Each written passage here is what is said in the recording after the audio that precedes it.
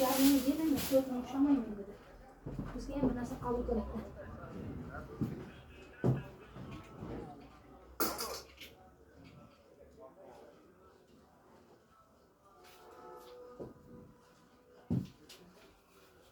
Nasıl böyle buraya yanıp kaç bir de taşalım ya.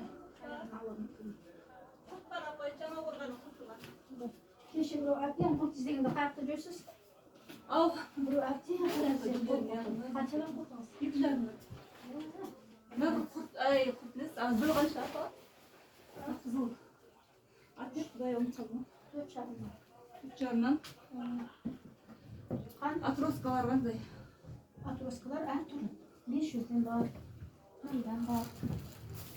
Kan bakın size şan kullandı. Bir şeyden de baba. Ne mi? Ben koyalım. Ben çok seviyorum. Bala şarabını götürmüş. Vay be.